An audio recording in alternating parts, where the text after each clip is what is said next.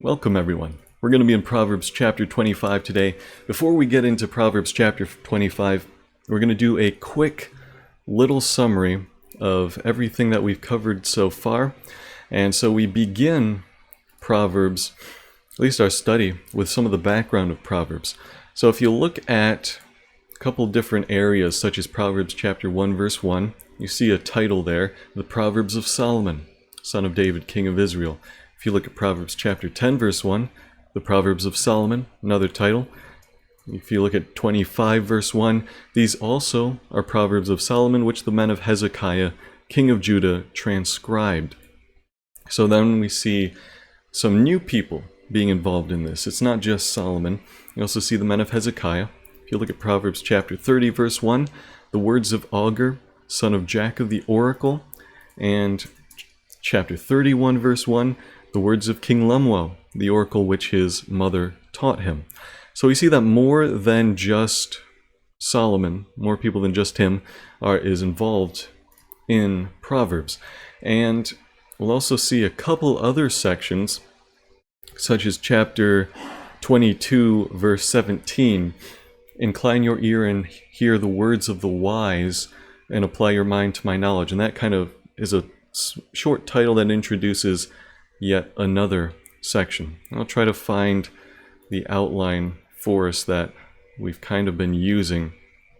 It'll just take a while for me to scroll through. Anyway, you can see that more people than just Solomon is involved here. And if we take the men of Hezekiah in chapter 25 verse 1 as the last people who had a hand in the book of Proverbs, and we have no reason to think otherwise, the material is all very old, and if we take them as the last people at hand in it, they were most likely the editors of the entire collection. So they gathered Solomon's Proverbs, and they gathered Augur's section and King Lemuel's section at the end. So that way, if they were the last people with a hand in Proverbs, we get a date at around 700 BC for the entire collection. That's a couple hundred years after King Solomon was reigning. 700 BC is about the time when King Hezekiah was reigning, and he had men doing this sort of stuff. So that's the kind of date that we get.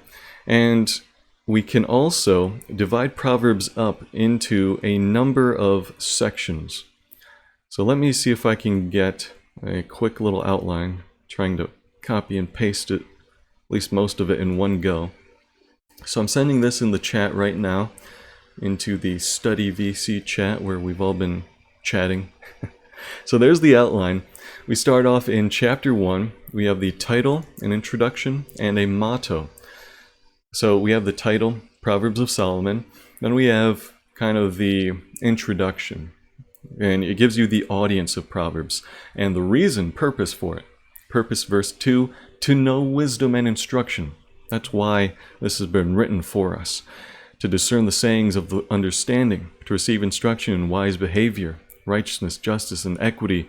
And then we see a little bit about the audience, the intended audience. To give prudence to the naive, to the youth, knowledge and discretion. So the naive, the youth, and also even wise men. Verse 5, a wise man will hear and increase in understanding. A man of understanding will acquire wise counsel. So verse 7, we have the motto of Proverbs. The fear of the Lord is the beginning of knowledge. Fools despise wisdom and instruction. And then you'll see that motto kind of repeated in Proverbs. Sometimes very closely, word for word. Other times, just in general. You'll see the fear of the Lord mentioned in Proverbs. So that's the motto. That's the kind of one of the main themes, one of the grounding themes. And then we get into the fatherly instruction section, which is chapters 1 to 9, where Solomon takes this fatherly role. You'll see a lot of my son do this, my son don't do that. And there are longer discourses. So it's even outlined there, the longer sections you'll see. If sinners entice thee, wisdom's impassioned appeal. And you can note those longer sections throughout that first big section, chapters 1 to 9. After that, we get into the next section, chapters 10 to 22, where we're introduced with another title. If you look at 10 verse 1, you'll see Proverbs of Solomon. Well, I thought we were already looking at Proverbs of Solomon. Well, we were, but now we're looking at a different kind of proverb. Before, we had longer discourses, chapters 1 to 9, and then chapters 10 to 22, kind of in the middle of chapter 22 to verse 16, we get shorter, pithy sayings. These are a lot harder to categorize, but we have been organizing them, and they're a lot shorter, and they kind of stand on their own a little better. And then we get into chapter 22:17 to 24:22, and that introduces itself with the title, Incline Your Ear and Hear the Words of the Wise. So that tells you we're looking at a new section, and this section parallels an ancient Egyptian wisdom writing called the Instruction of Amenemope. And we looked at that in the past couple weeks. If you're interested more in that for this section, it's basically consisting of 30 different sayings, and the Instruction of Amenemope had 30 sayings as well. But Solomon is not just copying and pasting this. He's making his own original work. He's putting his own flair on things, but he's basing it off of the Instruction of Amenemope. And he does this for a number of reasons, I think. Number one, it's something that his readers would be familiar with. So, it was a wisdom writing, and he's writing this for wise people as well to hear these words of instruction. They'd most likely be familiar with the Instruction of Amenemope. And Solomon's basically saying, okay, some pagans, they can get some things right. They're not necessarily wrong. They can observe things and get things correct. But there are a couple issues with this. So I'm going to be correcting the Instruction of Amenemope, putting my own spin on it, giving you also a lot of original stuff as well. So he uses, of course, the Hebrew God Yahweh as he writes here, the Instruction of Amenemope that he's basing it on, and I don't think Amenemope did that. So that was one thing that he was correcting, and he's improving it overall, making it a lot better. So that's what he's doing there. And then we get into chapter 25, which is what we're going to be into today. And also, you can look at 24, 23 to 34. That might be another little section about wise men and some of their writings. We don't know who that's taken from or based on exactly. Could just be from Solomon. We're not sure. But it's all important. It's all good stuff. And Jesus affirmed the book of Proverbs because he affirmed the category of writings, the Hebrew Bible category of the writings, and so we affirm Proverbs as well because it was an integral part of that category. You had the law, you had the prophets, and you had the writings, those three categories in the Hebrew Bible. If you want more, we've covered that in the first couple weeks of our study on why we should include Proverbs as canonical, why it's divinely inspired. But we get into chapter 25 now, and that introduces itself with another title, verse 1. These also are Proverbs of Solomon, which the men of Hezekiah, king of Judah, transcribed. Which basically means that they just copied and recorded it, and now they're putting it into this whole collection. And that extends up to the end of chapter 29. Then we get into the words of Augur, and the outline kind of cuts off there because I wasn't able to paste it all, but the last couple sections are, of course, the words of King Lemuel, and perhaps his section is split up into two parts, where we have a different author on 10 to 31, those verses of chapter 31. Perhaps. We'll take a look at that in more detail later. But while we're going to ask for questions now, if you want to specifically be called on to read sections, that would be really nice. Just go ahead into the Bible Study React channel, and you can send a reaction into that channel on that message if you want to be called on to read. So it'd be nice if a bunch of people did that, so we have multiple people reading. Anyway, any questions on the background information so far of Proverbs? Alright, I will assume no questions then. So I have a couple reactions, thankfully. I see Radler on there. So, Radler, could you please read? Let me see how long the first collection is going to be. Yeah, could you please read verses 1 to 7? And we're doing chapter 30. 25. You cut out. Oh, 25. 25, thank you. got ahead of myself since we jumped down to Augur. Alright, here we go. These are also the Proverbs of Solomon, which officials of Hezekiah, king of Judah, copied. The glory of God conceals things, but the glory of kings searches them out. As heaven is to height and the earth is to depth, so is the heart of kings, there is no searching. Remove the dross from silver, and it will become a vessel for the smith. Remove the wicked before a king, and his throne will be established in righteousness.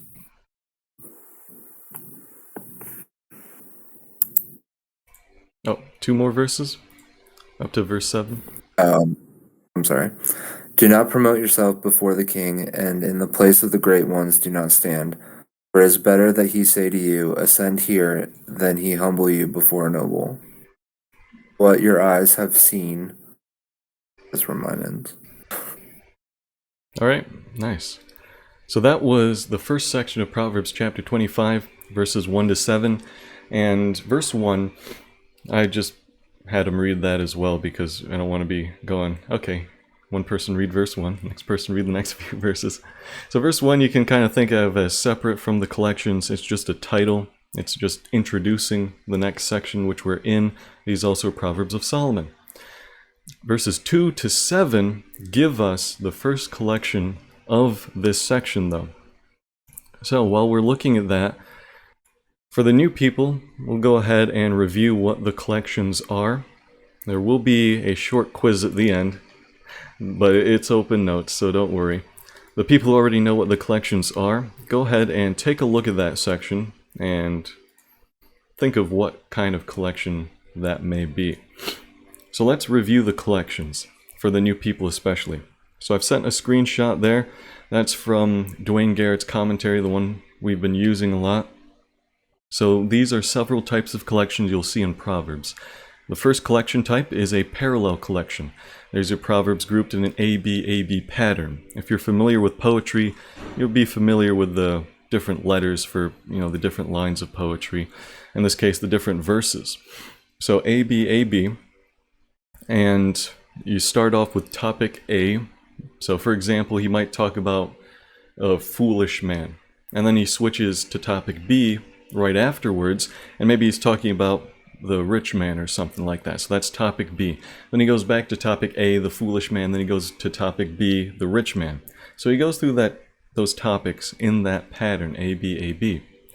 Number 2, you have a chiastic collection, where you have the same idea, except in the latter half of the pattern, it's flipped. So instead of A, B again, you go B, A. It's reversed. So A, B, then B, A. That kind of pattern. Number 3, you have a catchword collection. It's a group of proverbs that contain a common catchword. So you might see the same catchword or even phrase or strong theme kind of repeated here and there in explicit language. Number 4, you have a thematic collection where you just have a general theme throughout the section. So, for example, you might have a whole section of Proverbs that's just about being rich. It's just about wealth. It's being about poor and riches and things like that. And you can group that all together because it's about the same theme. And it's all close together too. And then number 5, you have an Inclusio Collection, which basically means you have the same word, phrase, or theme bookending an entire section. So you have that same word, phrase, or theme in the beginning, starting it off in the section, and then all the way at the end you'll see the same word, phrase, or theme. So hopefully that makes sense. It's a lot easier once we get into it. I mean, some of them are easy, some of them are difficult. Anyway, as you've been looking at verses 2 to 7, especially the people who've been here before, what kind of collection do you think this is?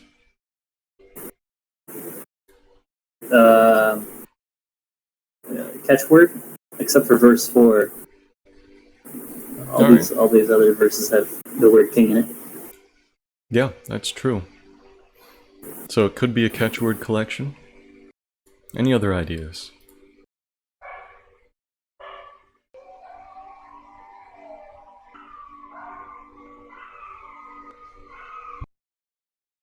Alright, I will assume no other ideas, but hopefully you guys were at least taking a look at the passage, trying to figure it out.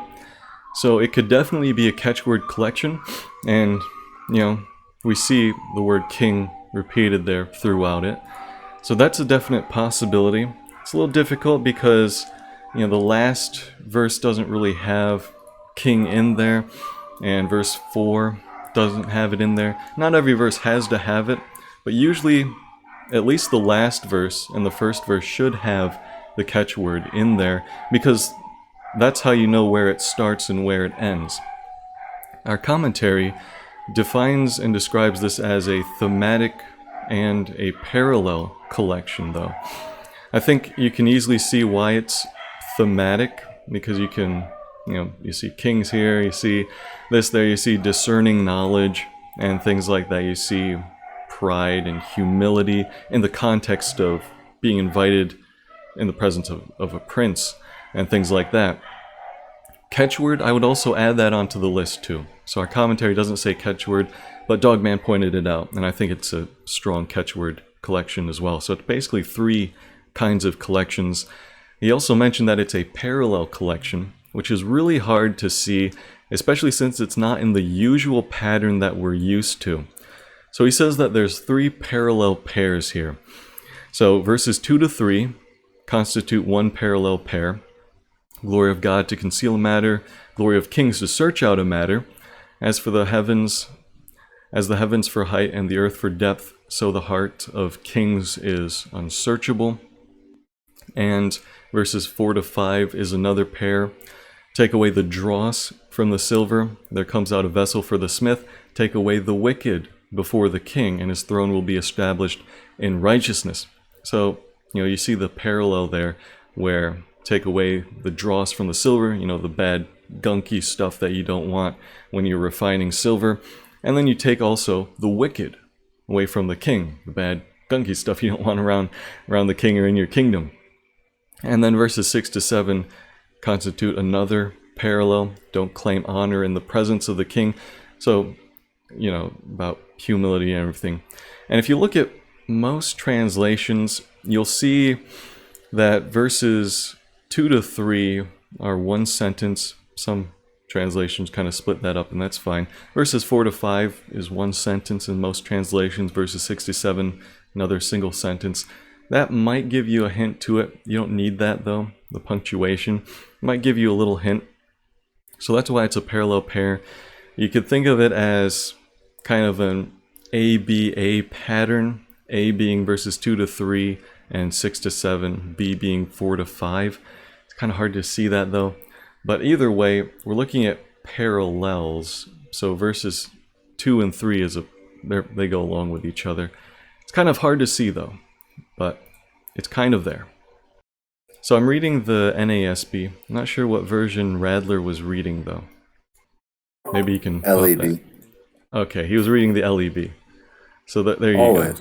go. Always. All right, let me go ahead and give you guys the diagram now that we've looked at the first section without the diagram. The rest, I think, are a little easier to spot. So that's why I'm sticking the diagram in here. You'll probably have to save the image and then zoom in quite a bit. So go ahead and do that. Just save the image and zoom in a good portion onto it. And we'll go ahead and read the next section, which is verses 8 to 10. Unless you guys have any questions on verses 2 to 7. Any questions? All right, I will assume no questions. Dogman, could you read verses 8 to 10? Sure. Reading from the ESV. What your eyes have seen, do not hastily bring into court. For what will you do in the end, when your neighbor puts you to shame? Argue your case with your neighbor himself, and do not reveal another's secret, lest he who hears you bring shame upon you, and your ill repute have no end. Nice. So our commentary labels this as a thematic collection here. Why do you guys think he does that?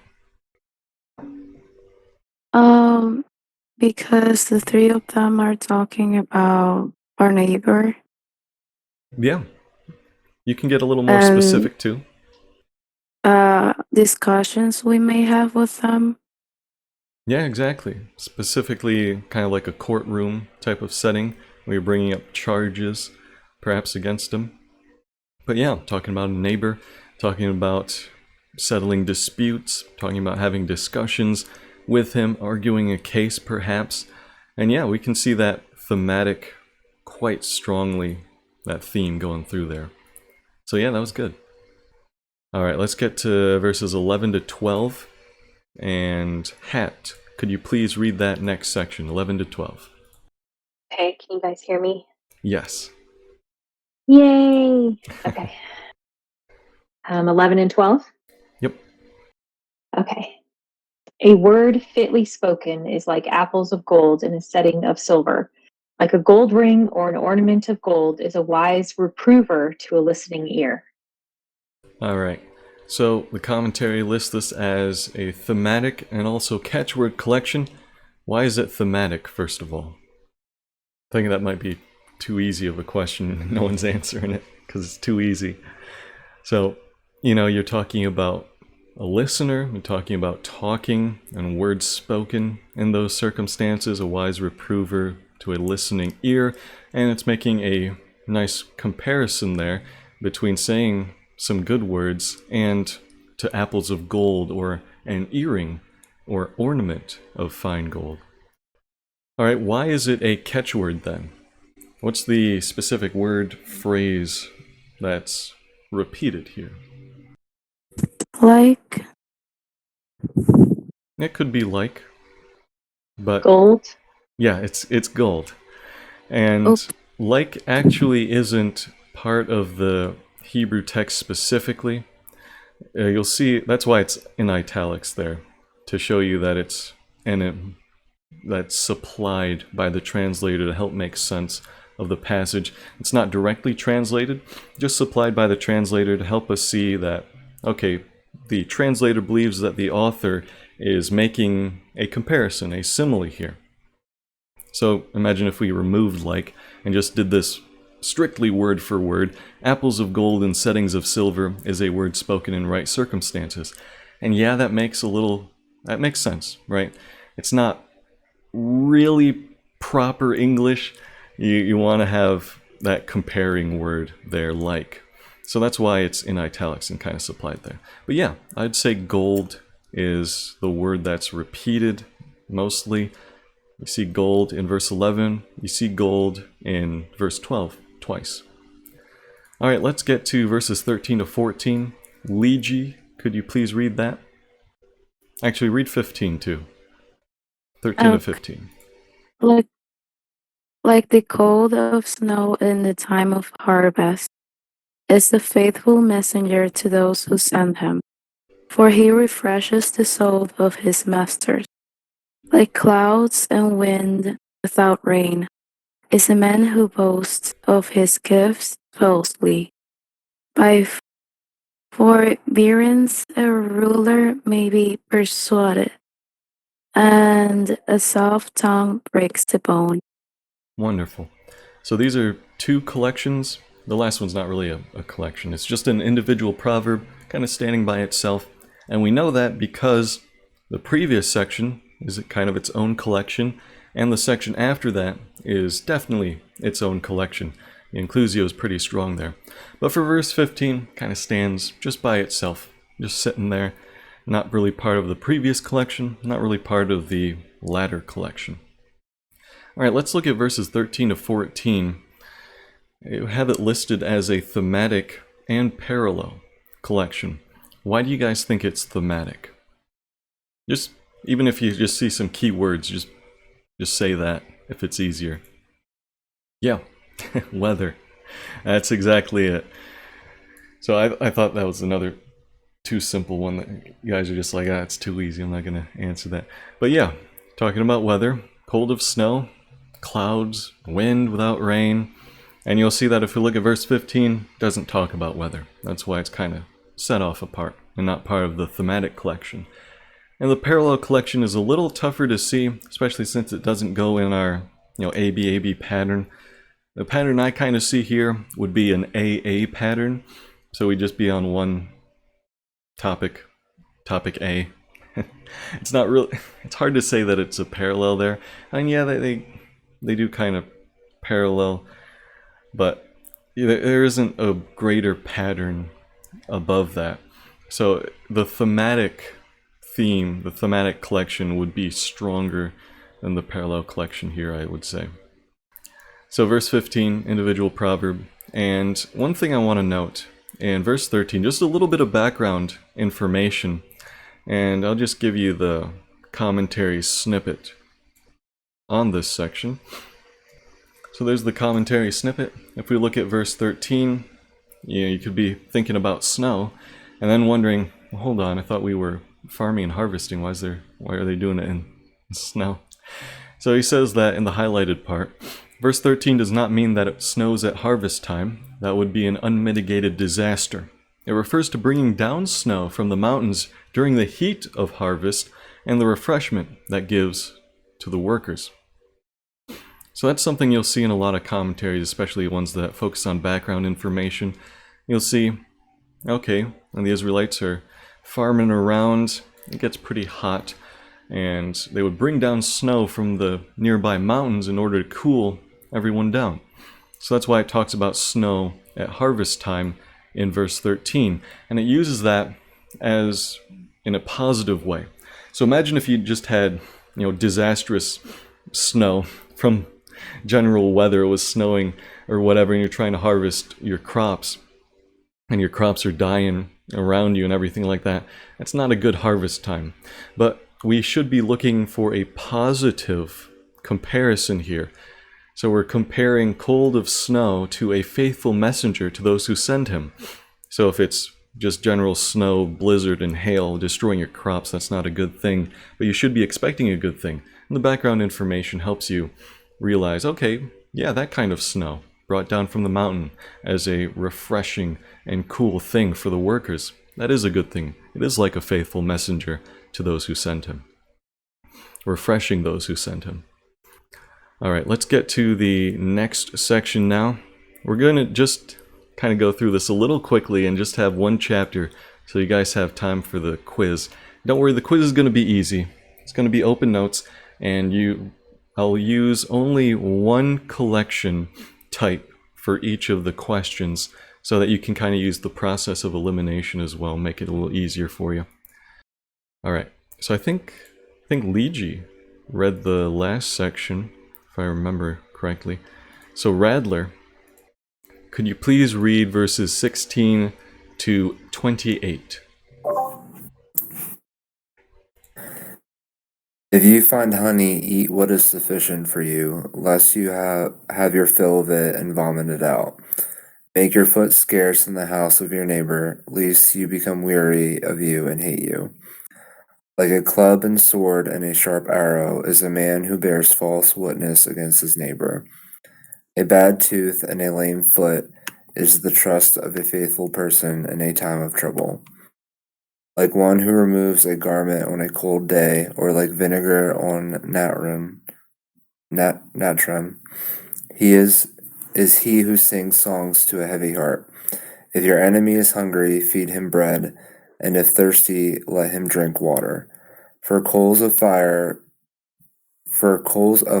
you will heap upon his head, and Yahweh will reward you.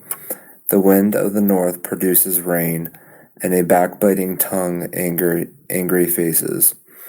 Better to live upon the corner of a roof than with a woman of contention in a shared house. Like cold water upon a weary soul, so too is good news from a distant place. Like a muddied spring or a polluted fountain is the righteous who gives way before the wicked.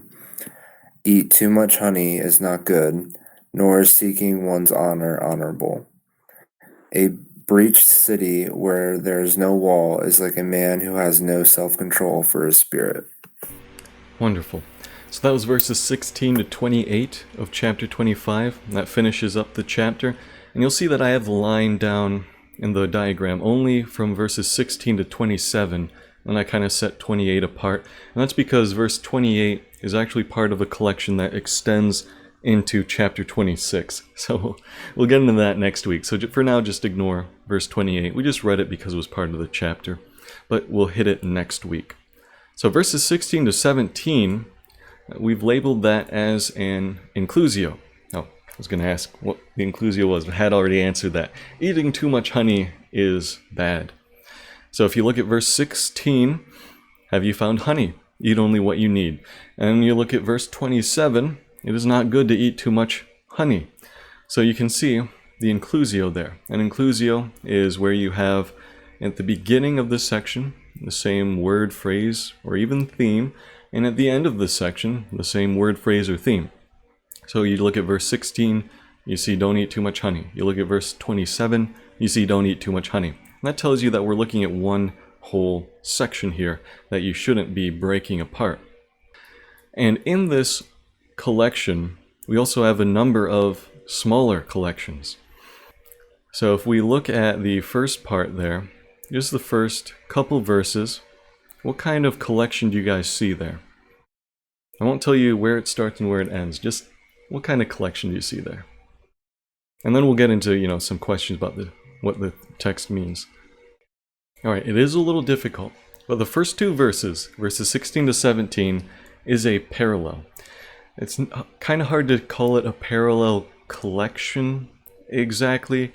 It's more of just a general parallelism that you would kind of see, especially in the Psalms and places like that.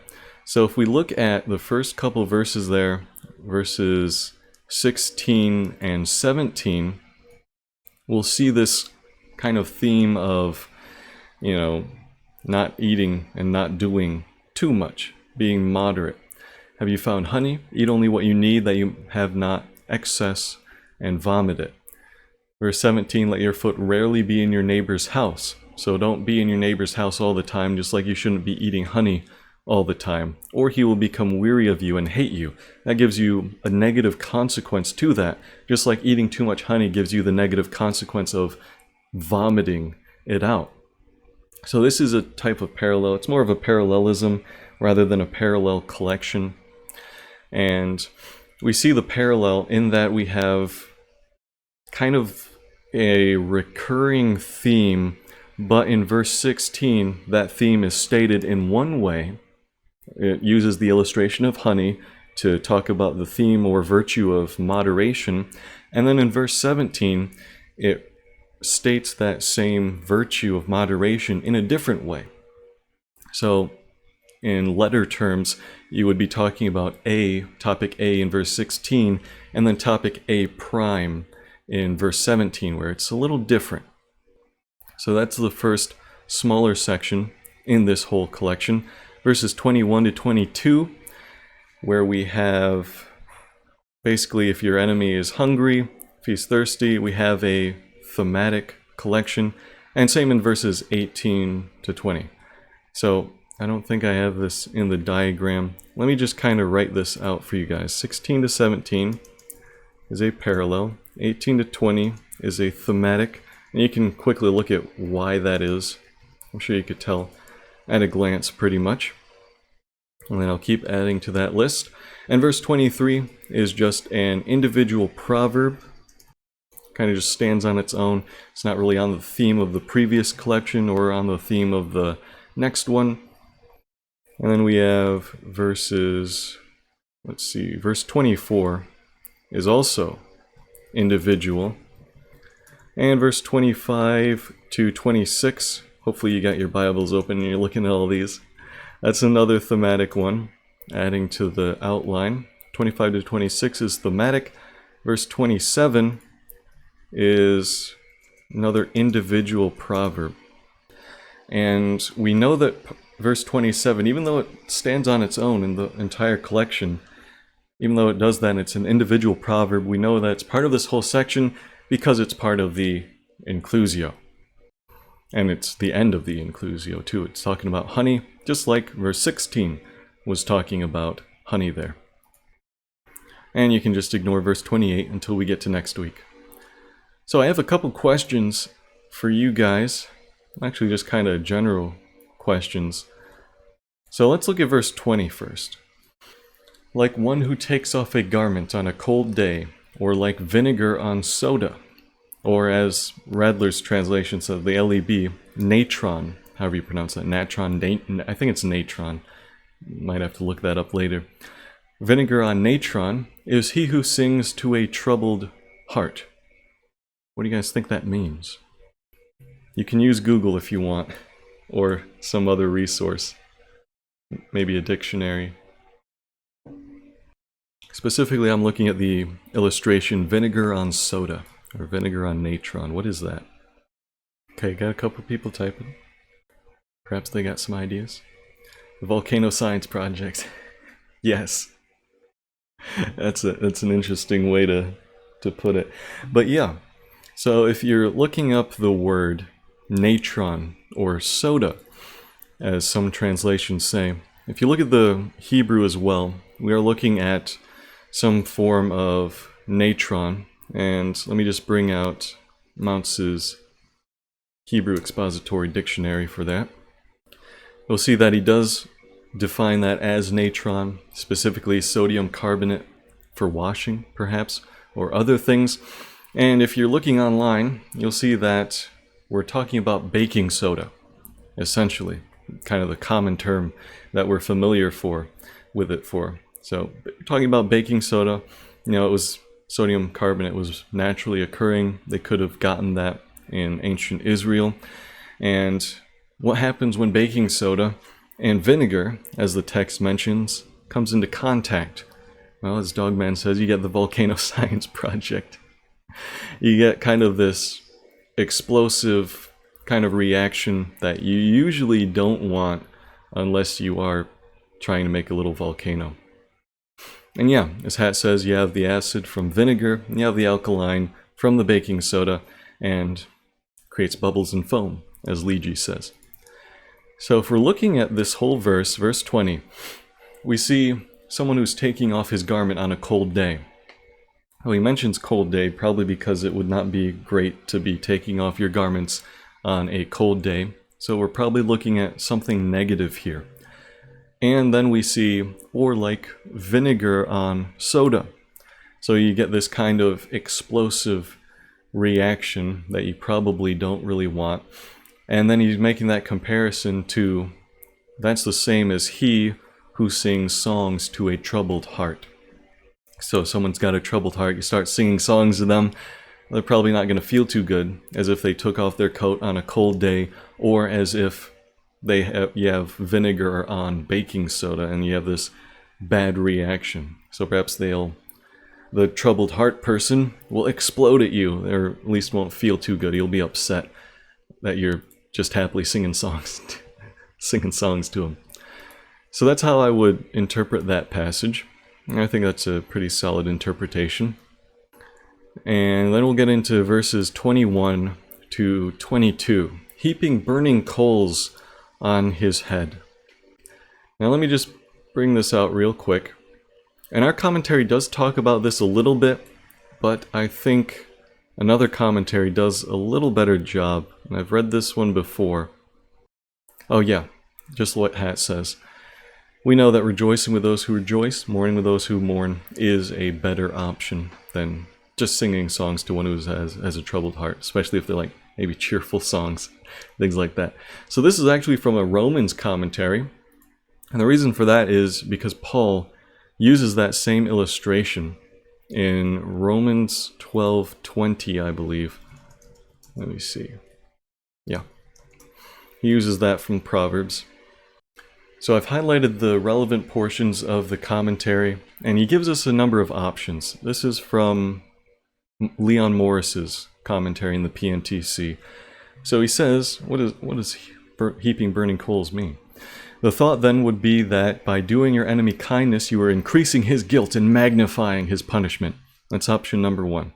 Option number 2, for in this way, you will make him feel a burning sense of shame. That's where the burning coals comes from.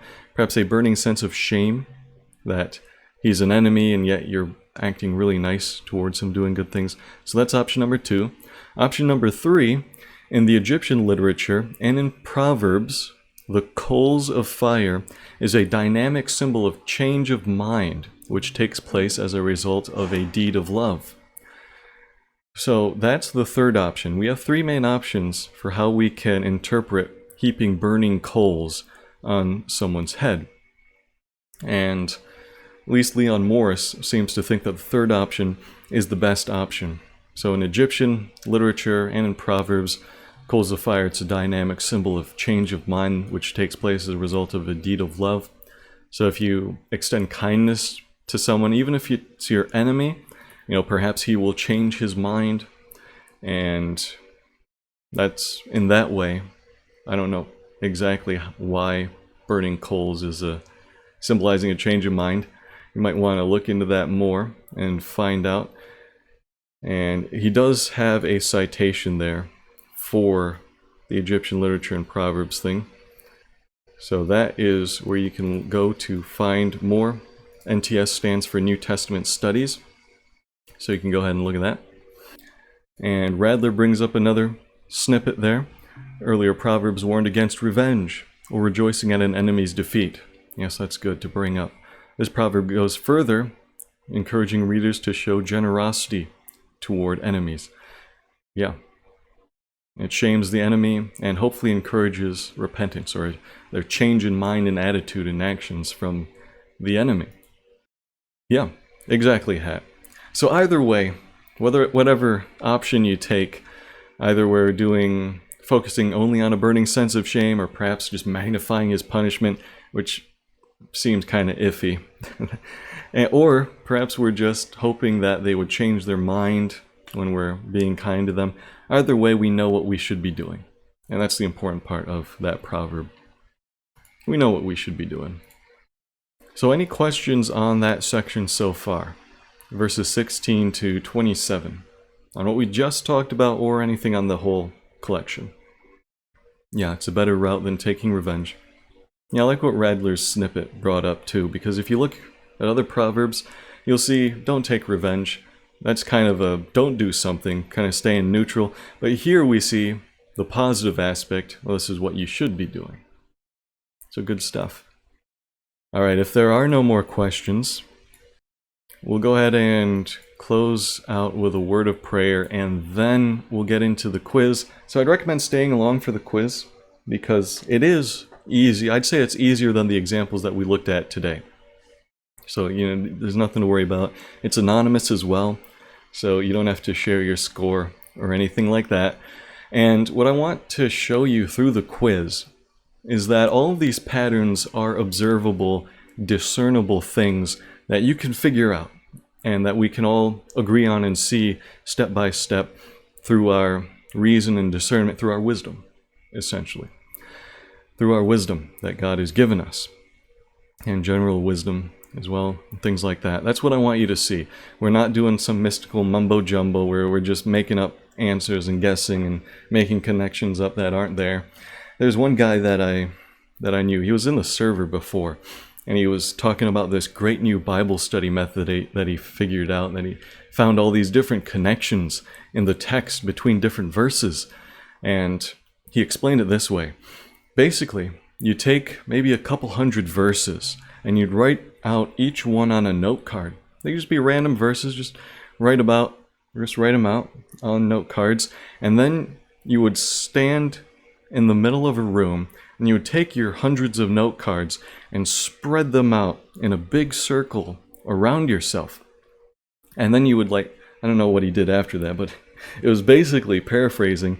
You would then close your eyes, spin around in a circle a couple of times, then you'd point at the ground and, there's one note card right there. You grab that random note card, and then you'd close your eyes again, start spinning around in a circle, and there's another note card, and then you'd go, these two completely random verses must be connected together in some kind of mystical fashion that is completely unrepeatable, unobservable, unteachable.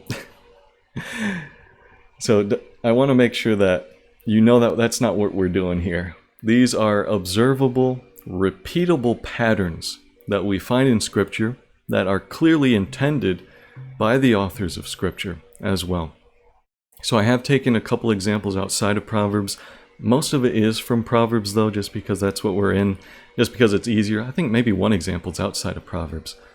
But either way, that's what the quiz is going to be on, and hopefully teach you that, you probably already know, though, that we're not just making guesses and random hunches and being mystical and throwing around mumbo jumbo. Anyway, let's go ahead and get to the prayer, and then we'll get to the quiz. So, Dogman, could you please close us out with a word of prayer?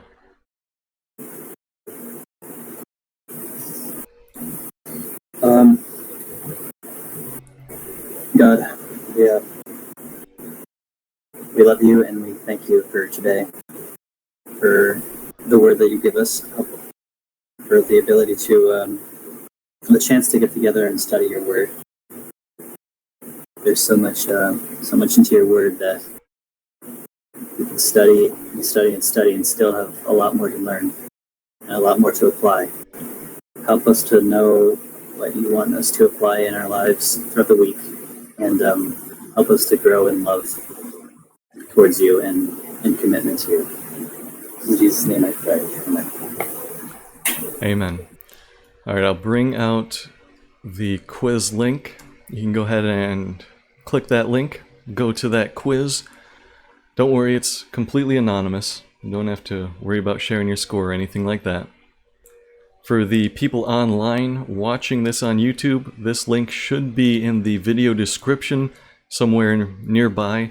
So I would encourage you to go ahead and take the quiz as well and see how you do. It's open notes. I have the definitions of the collections right above the quiz, right on the quiz, and you'll be able to go through it. All right. Okay, I'll go ahead and let you guys take the quiz.